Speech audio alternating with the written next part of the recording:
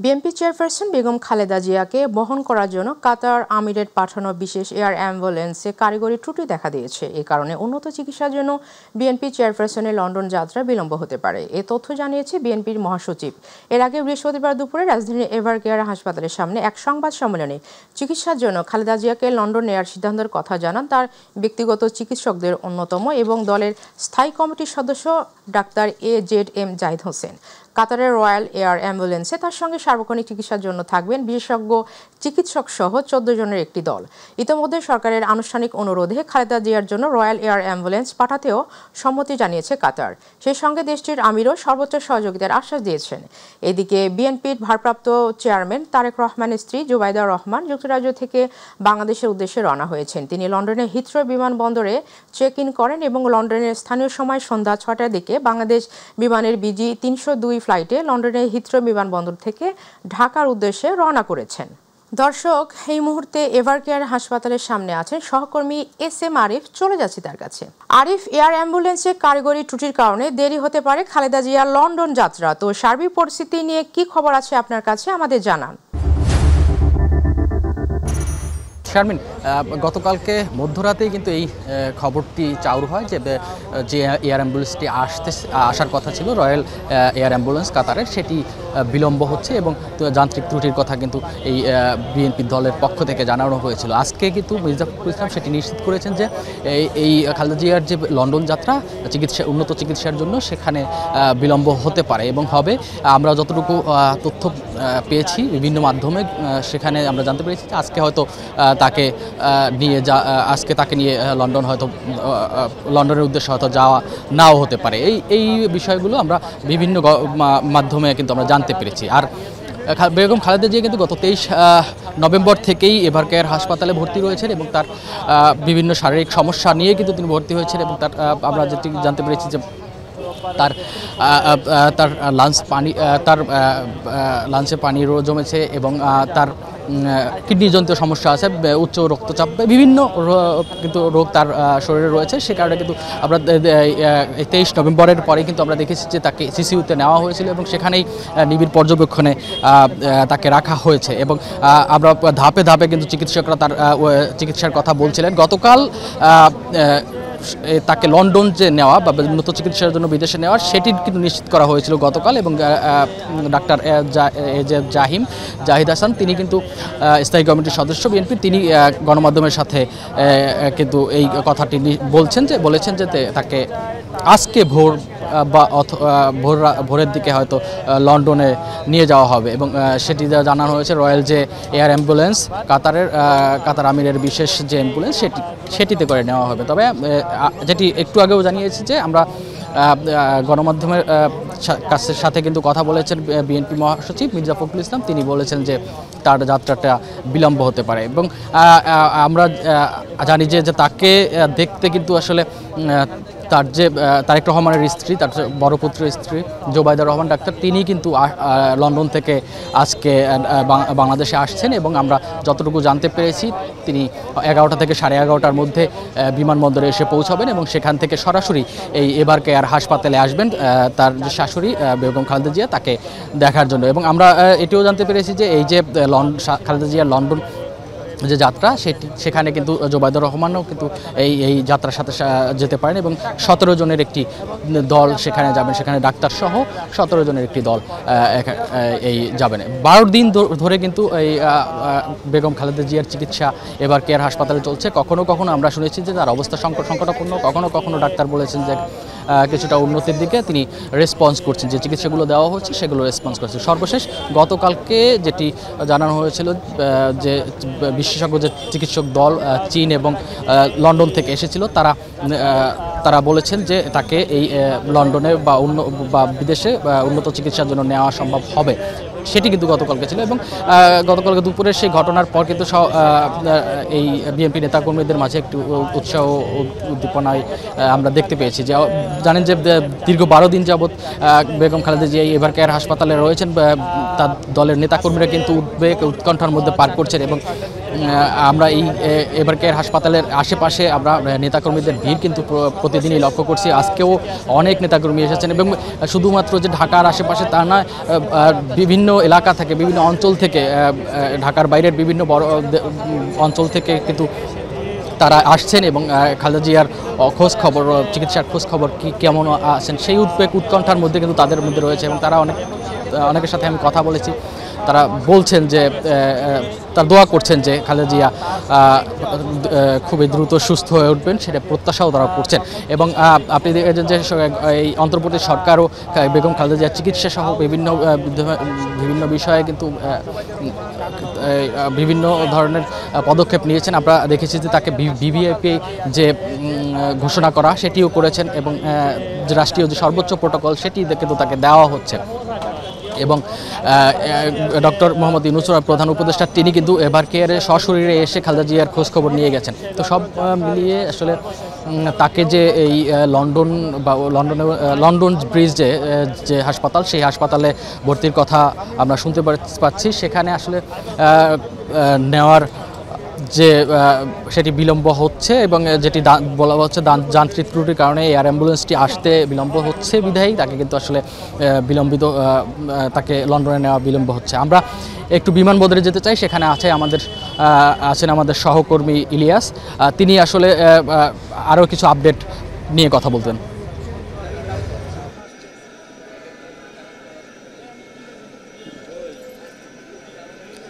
ধন্যবাদ S M Arif. আপনি জানেন যে আপনি যেমনটা বলেছিলেন যে বিএনপি চেয়ারপারসন বেগম খালেদা জিয়াকে উন্নত চিকিৎসার জন্য লন্ডনে নেওয়ার যে সিদ্ধান্ত হয়েছে, তার সেই লন্ডনে যাওয়াটা কিন্তু কিছুটা পিছাচ্ছে, এমনটাই জানিয়েছে বিএনপির পক্ষ থেকে।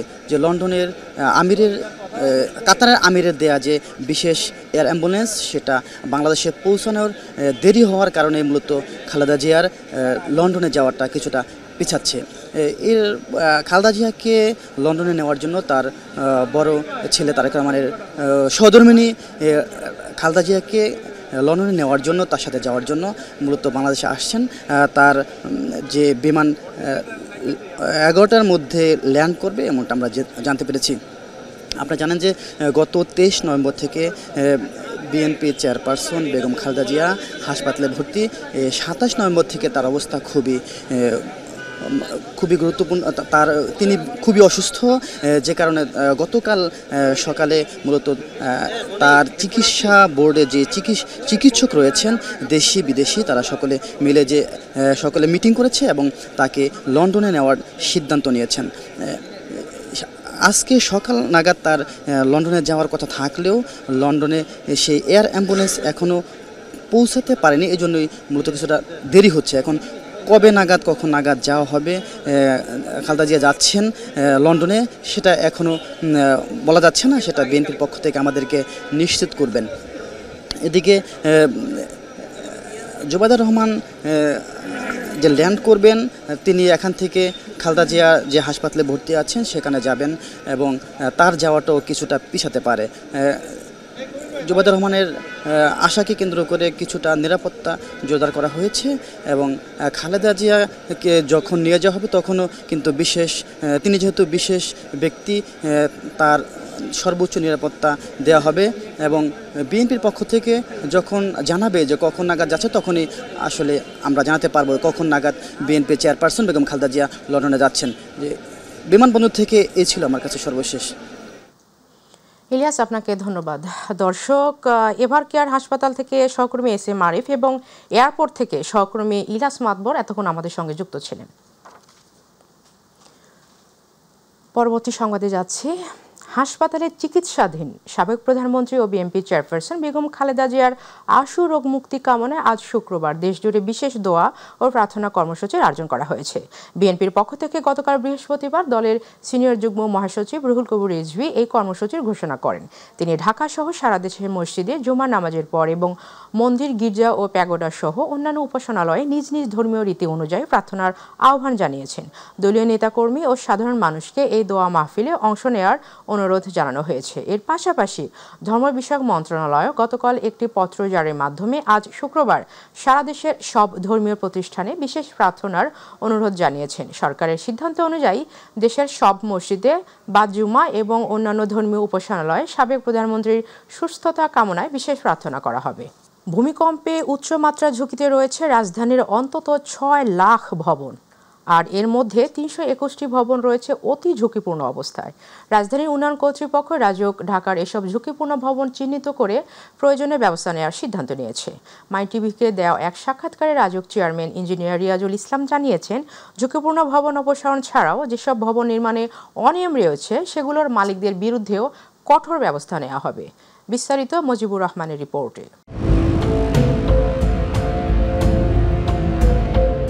মেগাসিটি রাজধানীর পুরনো ঝুঁকিপূর্ণ ভবন ছাড়াও সাম্প্রতিক বছরগুলোতে প্ল্যান নকশা জাল করে কিংবা অবৈধভাবে গড়ে উঠেছে বহু ভবন। সাম্প্রতিক ভূমিকম্পে ঝুঁকিপূর্ণ এসব ভবন আবার উঠে এসেছে আলোচনায়।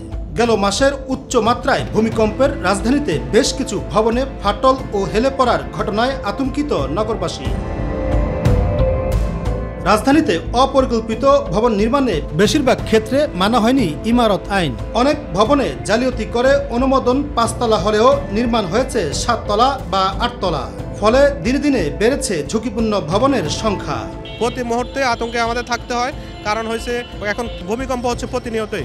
এখান থেকে আমাদের মানুষের মাঝে একটা আতঙ্ক বিরাজ করতেছে, মানুষ বাসায় গিয়েও শান্তি নেই। এখন আমাদের বিল্ডিংটা নতুন একটা বিল্ডিং কাজ রানিং চলতেছে, রাজুক কোনো পরিদর্শন করে না। রাজুকের একটা ইঞ্জিনিয়ার আসে না, কেউ আসে না। মালিক ভবন মালিকই ইঞ্জিনিয়ার হয়, ভবন মালিকই আর কি কন্ট্রাক্টর হয়। অভিযোগ রয়েছে রাজুকের ইমারত নির্মাণ বিভাগের কর্মকর্তা ও কর্মচারীদের যোগসাজশ ও সঠিক তদারকি না থাকার কারণে লাগামহীনভাবে গড়ে উঠেছে এসব বহুতল ভবন। যেমন পুরান ঢাকা বিল্ডিংও সব পুরাতন, অনেক বিল্ডিং মনে করেন যায় অবস্থা। ভূমিকম্প হইলে রাস্তা থেকে বের হইলে মানুষ মরবে, বিল্ডিংয়ের ভিতরে থাকলেও মানুষ মরবে, যাওয়ার কোনো উপায় নাই। এত গণবসতি হয়েছে যে বলার মতো না। আর এই বিল্ডিংগুলি সরানিরও কায়দা নাই। মানুষের জায়গা ছোট্ট ছোট জায়গার মধ্যে 2 রুমের বিল্ডিং আছে 6 তলা পর্যন্ত। কোনোভাবে একটু গাঁথনিটা বিল্ডিং করে তৈরি দিচ্ছে, চারিদিকে কোনো নাই, কোনো নাই, কোনো বেসমেন্ট নাই, কোনো ফাউন্ডেশন নাই কিছু। এভাবে অনেক যুগ ধরে চলতেছে। অনেক বিল্ডিং আছে শুধু ইটের। কোনো কিছু নিয়ম নীতি তোয়াক্কা না করে যে যার মতো করে বিল্ডিং তৈরি করেছে। যেটা 2 তলার পারমিশন সেটা 3 তলা করেছে, এবং এটার জন্য সম্পূর্ণ দায়ী আমি মনে করব প্রশাসন এবং রাজুকের যেই প্ল্যান পাস করে তারা। আমি এবং আমার ফ্যামিলি এবং এলাকাবাসী সবাই আতঙ্কিত। রাজুকের চেয়ারম্যান ইঞ্জিনিয়ার মোহাম্মদ রিয়াজুল ইসলাম বলেছেন, নকশা বহির্ভূত ভবন নির্মাণে অনিয়মে মালিক ও রাজুকের কর্মকর্তাদের জড়িত থাকার প্রমাণ পাওয়া গেলে কঠোর ব্যবস্থা নেওয়া হবে। ভূমিকম্পের পরে আমরা কিন্তু ক্যাটাগরি করছি যে কোনগুলো একদম সিভিয়ার ভাবে ক্ষতিগ্রস্ত সেগুলো একটা করতেছি, কোনগুলো মডারেট আর কোনগুলো নর্মাল একটু হয়তো প্লাস্টারে ফাট ধরছে বা এরকম কিছু। আমরা এগুলো করে অতি দ্রুত আমাদেরকে এই ব্যবস্থা নিতে হবে। ইচ্ছা করলে একটা বাড়ি প্ল্যান করা যায় না, এটার একটা রেজিস্টার্ড ইঞ্জিনিয়ার এবং আর্কিটেক্ট আছে, তারা এই প্ল্যানটা করে এবং আমাদের কাছে তাদের রেজিস্ট্রেশন আছে, তারপরে তারা এটা জমা দেয়। আমরা সেটা যদি সঠিক থাকে অনুমোদন দিই। সেখানে কিন্তু ওই পক্ষ কিন্তু সবাই অঙ্গীকারাবদ্ধ যে তারা এই যে প্ল্যান অনুমোদন করলো এইভাবেই তারা বাড়িটা করবে। এখন বাস্তবে দেখা গেল যে কেউ 6 তলা প্ল্যান পাস করায় সেটা 8 তলা 10 তলা বানাচ্ছে। আমি তো আইন আদালত না, আমি হলাম রাজুক। আমি আমার যারা অধীনস্থ বা তাদের বিরুদ্ধে ব্যবস্থা নিতে পারি। মজিবুর রহমান, মাই টিভি, ঢাকা। দক্ষিণের বরিশালের নদী বিধৌত উপজেলায় হিজলা প্রায় 2 লাখ মানুষের চিকিৎসার ভরসাস্থল 50 শয্যার উপজেলা স্বাস্থ্য কমপ্লেক্সটি নানা সংকটে এখন নিজেই রোগীতে পরিণত হয়েছে। নেই চিকিৎসক, জনবল ও ঔষধ, আর জীর্ণ ঝুঁকিপূর্ণ ভবনে চলছে সেবা। ভোগান্তির চিত্র তুলে ধরছেন ফেব্রিস রাসেল, ক্যামেরায় ছিলেন আসাদ চৌধুরী। মেঘনা নদী ঘেরা বরিশালের হিজলা উপজেলার 6টি ইউনিয়ন ও পার্শ্ববর্তী মেহেন্দিগঞ্জের বড় অংশ মিলিয়ে প্রায় 2 লাখ মানুষের স্বাস্থ্যসেবার একমাত্র ভরসাস্থল এই 50 শয্যার উপজেলা স্বাস্থ্য কমপ্লেক্স। শিশু ও মহিলা বিভাগের কয়েকজন রোগী থাকলেও পুরুষ ওয়ার্ড শূন্য। বেশিরভাগেরই ভরসা বরিশাল শের-ই-বাংলা মেডিকেল। স্বাস্থ্য ও পরিবার পরিকল্পনা কর্মকর্তা একজন আরমো, 2 জন মেডিকেল অফিসার সহ 10 জন জুনিয়র কনসালটেন্ট ও একজন বিডিএস এর বিপরীতে মাত্র 2 জন চিকিৎসক দিয়ে কোনো মতে চলছে স্বাস্থ্যসেবা। আপনার ডেলিভারি কেস হলে আমাদের সেই বরিশালে যেতে হয়। এটা থেকে আমরা মুক্তি চাই। আমরা স্থানীয়ভাবে ডেলিভারি সেবা পেতে চাই। এখানে ডাক্তার নেই বললে চলে, আর যারা আছে তারা উপরে আপনার মানে রোগী ভর্তি হলে এরা 4 দিনের মধ্যে একদিন আসেই না মূলত। জনবল সংকটের কারণে দীর্ঘদিন ধরে বন্ধ রয়েছে অপারেশন থিয়েটার। বিকল পড়ে আছে গুরুত্বপূর্ণ যন্ত্রপাতি। ডেন্টাল ইউনিটের চেয়ারও ব্যবহারের অযোগ্য। ফলে চিকিৎসা নিতে এসে ভোগান্তির শিকার হচ্ছে রোগী ও স্বজনরা। বাথরুমে বেশি প্রয়োজন, বাথরুমে নোংরা, সিট ভালো না এবং অপরিষ্কার, আর ভবন খুবই খারাপ। জরাজীর্ণ ভবন প্রতিনিয়তই ধসে পড়ছে। ঝুঁকির মধ্যেই চলছে স্বাস্থ্যসেবা। আমরা যারা সেবাদান কর্মী আছি, আমাদের নিজেদের জীবনেরই কোনো নিশ্চয়তা নাই। যেমন ধরেন কিছুদিন আগে আমি অফিসে বসে কাজ করতেছিলাম, চলমান ফ্যান আমার মাথার উপরে ছুটে পড়ে গেছে। দাঁড়ায় থাকি, পানি পড়ে, ধরার জন্য এটা যদি সুন্দরভাবে একটু করা হয় মনও ভালো থাকে, কাজ করতে ভালো লাগে। অবকাঠামো আর যন্ত্রপাতির অবস্থাও খুবই খারাপ। এই পরিস্থিতিতে রোগীদের মানসম্মত সেবা দেওয়া খুব কঠিন বলছেন মেডিকেল অফিসার। আর উপজেলার এই চরম বাস্তবতার সত্যতা স্বীকার করছেন বরিশালের সিভিল সার্জন। ইমার্জেন্সি ডিউটি করতে হয়, রোগী ভর্তি, রোগী দেখা লাগে, ইনডোর রোগী দেখা লাগে। আসলে আমরা মানে খুবই শারীরিক মানসিকভাবে আমরা আসলে বিপর্যস্ত অবস্থা। পরে কমিটি করে কনভেনশন করেছে, বাকি কাজগুলো এইচডি পর্যায়ক্রমে সকলে কমপ্লিট করবে ইনশাল্লাহ। হিজলা উপজেলার নদী বিধৌত 2 লাখ মানুষের চিকিৎসা সেবার একমাত্র ভরসা স্থল এই উপজেলা স্বাস্থ্য কমপ্লেক্সটি। জনবল সহ নানাবিধ সমস্যায় এই কমপ্লেক্সটি এখন নিজেই রোগী। তাই এ সংকট নিরসনে সংশ্লিষ্ট দপ্তরগুলো নেবে দ্রুত পদক্ষেপ, এ প্রত্যাশাই আমাদের সবার। পারভেজ রাসেল, মাই টিভি, বরিশাল। বাজারে শীতের সবজির সরবরাহ বাড়লেও সেই তুলনায় কমেনি দাম, বরং 2 সপ্তাহ আগের চেয়ে বেশিরভাগ সবজির দর কেজিতে বেড়েছে 20 টাকার মতো। কোনটির দাম দ্বিগুণ হয়েছে, তবে আলোচনায় থাকা পেঁয়াজের দর কিছুটা কমেছে, কাঁচামরিচের দর অর্ধেকে নেমেছে। দর্শক, এই মুহূর্তে রাজধানীর হাতিরপুল বাজারে রয়েছেন আমাদের সহকর্মী মিফতা গালিব। সরাসরি চলে যাচ্ছি তার কাছে। গালিব, বাজারের পরিস্থিতি কেমন দেখছেন আমাদের জানান। ধন্যবাদ শারমিন। আমরা আছি এই মুহূর্তে রাজধানীর হাতিরপুল বাজারে। তো আসলে শীতকালীন বেশ কিছু সবজি আসলে বাজারে এসেছে। আপনি যদি আমার পিছনে দেখেন যে বাজারে মোটামুটি শীতকালীন বেশ কিছু সবজি মোটামুটি এসেছে, কিন্তু বাজারে আসলে যেভাবে সবজি এসেছে বা যেভাবে বাজারজাত হয়েছে সেভাবে আসলে সবজির দাম আসলে মানুষের ক্রয় ক্ষমতার মধ্যে নেই। আপনাকে যদি আমরা একটু জানাতে যাই যে বাজারে আসা নতুন আলুর দাম যেটা গড়িয়েছে 90 টাকায়। এছাড়া বিভিন্ন সবজি, সিমের কেজি এখনও গত সপ্তাহে 120 টাকা ছিল, তারপরে একটু কমে এখনও 90 থেকে 100 টাকা কেজি দরে বিক্রি হচ্ছে। আবার কিছু সিম 120 টাকা দরে বিক্রি হচ্ছে। এছাড়া টমেটোর দামও মোটামুটি এখনও 100 টাকা কেজিতেই রয়ে গেছে। তো এই বাজারে আসে ক্রেতারা জানাচ্ছেন যে প্রত্যেক শীতে যেভাবে আসলে শীতের শুরুতে একটু দাম বেশি থাকলেও আস্তে আস্তে দাম কমতে শুরু করে, সেই অনুযায়ী আসলে বাজারে শীতকালে এসব পণ্যের দাম, এসব শাকসবজির দাম এখনও মানুষের ক্রয় ক্ষমতার মধ্যে আসেনি। আমরা আপনাকে যে বিষয়টা একটু জানাতে চাই সেটি হচ্ছে যে বাজারে আসা সয়াবিন তেলের দাম কিছুটা বাড়তে শুরু করেছে। আমরা জেনেছি যে লিটার প্রতি প্রায় 9 থেকে 10 টাকা বাড়ানোর সিদ্ধান্ত হতে পারে বলে আমরা জানতে পেরেছি। এছাড়া মাছ মাংস সহ এসব পণ্যের দাম মোটামুটি স্বাভাবিক রয়েছে। আবার ব্রয়লার মুরগির দাম কিছুটা বেড়েছে বলে আমরা খবর পেয়েছি। আর এছাড়া বাজারে যেসব মাছ রয়েছে এবং শীতকালীন যেসব মশলাপাতি রয়েছে এগুলোর দাম বরাবরই মতোই একটু ঊর্ধ্বমুখী। তো এই ছিল আসলে রাজধানীর হাতিরপুল থেকে বাজার দরের সর্বশেষ অবস্থা। নুসরাত, ধন্যবাদ গালিব আপনাকে। ধর্ম বিষয়ক উপদেষ্টা ডক্টর আ.ফ.ম. খালিদ হোসেন বলেছেন, মতবিরোধ থাকা স্বাভাবিক, তবে ইসলামের ক্ষেত্রে সবাইকে ঐক্যবদ্ধ থাকতে হবে, কারণ বিভেদ মানুষ, সমাজ ও দেশকে দুর্বল করে দেয়। বৃহস্পতিবার কুমিল্লা কেন্দ্রীয় ঈদগাহ মাঠে অনুষ্ঠিত আন্তর্জাতিক ক্রীড়াত সম্মেলন 2025-এর প্রধান অতিথির বক্তব্যে এসব কথা বলেন তিনি। অনুষ্ঠানে বাংলাদেশের কারি শাইখ আহমেদ বিন ইউসুফ আজহারি, মিশরের শাইখ আহমদ আল জাওহারি সহ দেশ বিদেশের আলেমগণ তাদের তিলাওয়াত পরিবেশন করেন। অনুষ্ঠানের শেষ দিকে কিরাত প্রতিযোগিতায় অংশগ্রহণকারীদের মাঝে পুরস্কার বিতরণ করা হয়।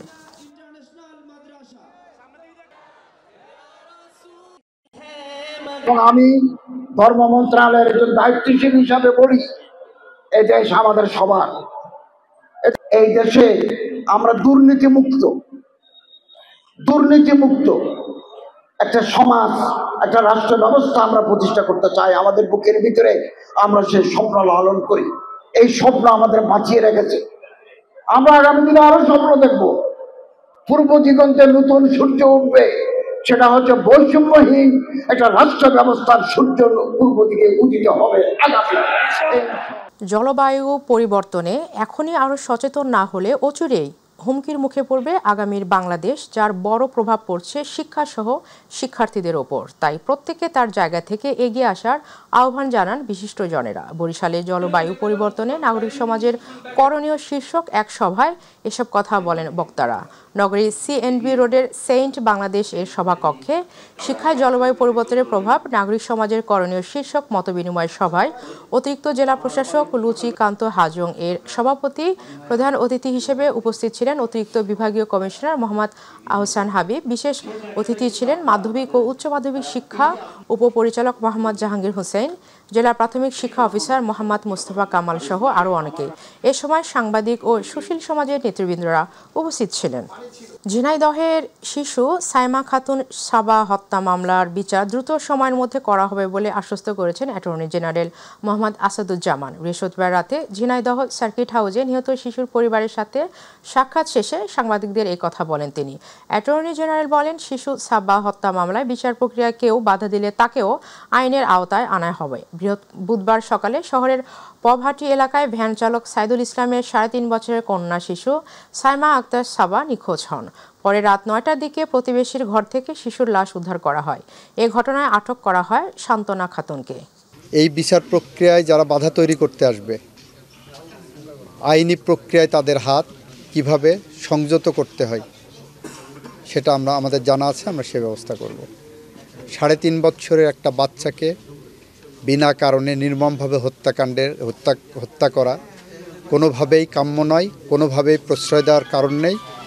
এবং আমরা বলেছি স্থানীয় প্রশাসন, স্থানীয় রাজনৈতিক নেতৃবৃন্দ বা প্রভাবশালী যেই এই বিচার প্রক্রিয়ায় বাধা হয়ে দাঁড়ানোর চেষ্টা করবে, আমরা তাদেরকেও আইনের আওতায় আনব।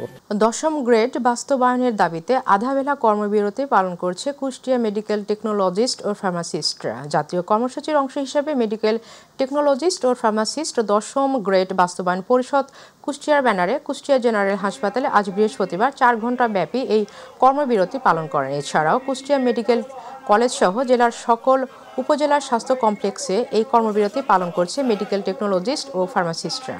এ সময় তাদের যৌক্তিক দাবি 10ম গ্রেড বাস্তবায়ন করতে হবে। দাবি পূরণ না হওয়া পর্যন্ত তাদের কর্মসূচি চলবে বলেও জানান আন্দোলনকারীরা। সিরাজগঞ্জের চৌহালি উপজেলার বিভিন্ন সরকারি দপ্তরের কার্যক্রম পরিদর্শন করেছেন জেলা প্রশাসক মোহাম্মদ আমিনুল ইসলাম। পরিদর্শন শেষে তিনি অসহায় ও দুস্থ মানুষের মধ্যে ঢেউটিন ও কম্বল বিতরণ করেন। বৃহস্পতিবার উপজেলার বিভিন্ন এলাকা ঘুরে দেখে তিনি সার্বিক কার্যক্রমে সন্তোষ প্রকাশ করেন। পরিদর্শনকালে তার সঙ্গে ছিলেন উপজেলা নির্বাহী officer Mohammad Hasibur Rahman, officer in charge Abdul Barik, উপজেলা কৃষি কর্মকর্তা মোহাম্মদ জাহিদুল ইসলাম সহ উপজেলার বিভিন্ন দপ্তরের অন্যান্য সরকারি কর্মকর্তা ও কর্মচারীরা উপস্থিত ছিলেন।